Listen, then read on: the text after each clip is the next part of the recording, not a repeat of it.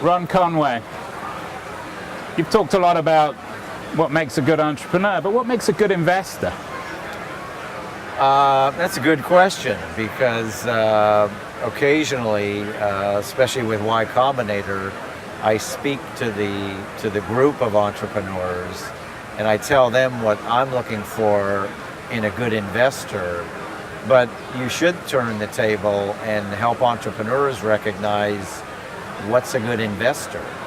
And I have a little list for that. You know, you have a list, but you can talk about yourself. Give us a short biography, because you're a good investor. Well, I believe in really, once we invest in the company, it's the entrepreneur's company.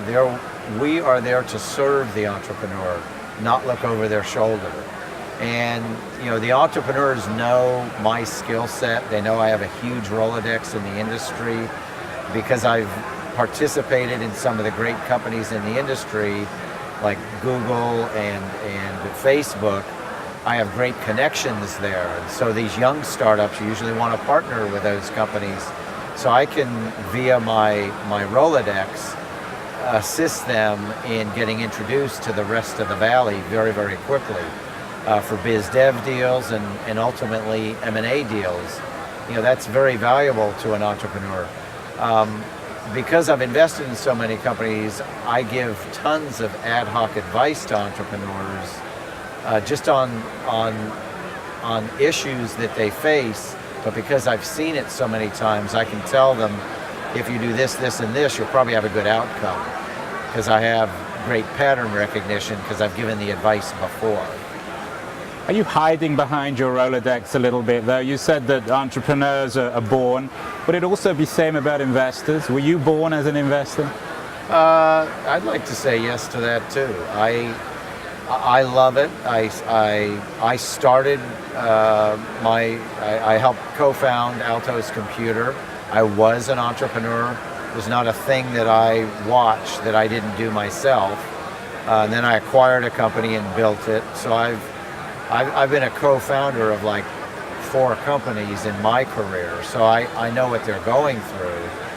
But I didn't like being an operator, and I didn't like the day-to-day logistics. But once I started angel investing, I loved that. I've been doing it for 15 years. I love helping the process, not being the process. Was there a moment when the penny dropped and you realized that this was your calling, that you were a remarkable investor, that you had a special gift that allowed you to pick winning companies?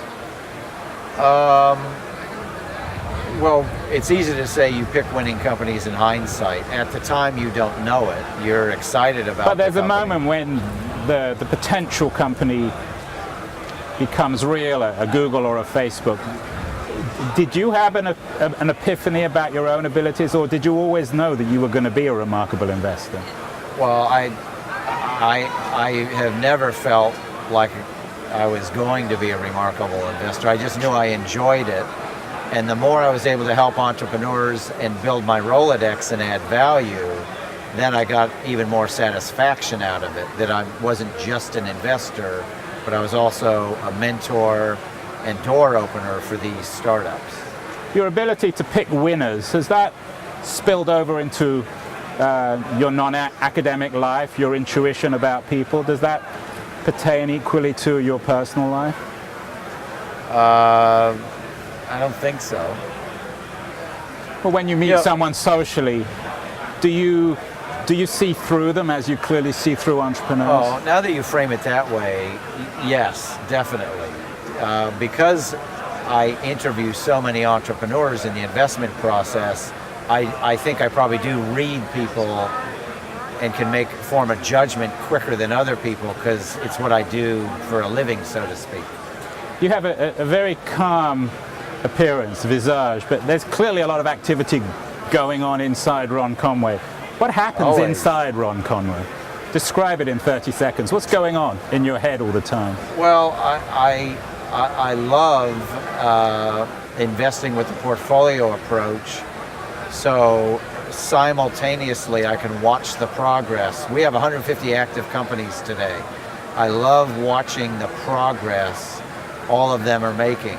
The ones that aren't making progress, I like watching that too, so we can jump in and say, hey, we think maybe you tweak it this way and that way, but only at the entrepreneur's request. So there's a huge sense of accomplishment being able to watch all these companies simultaneously. It's like watching, a big screen that has 150 little screens, and there's nothing more interesting than what happens in a startup, and we get to watch all that.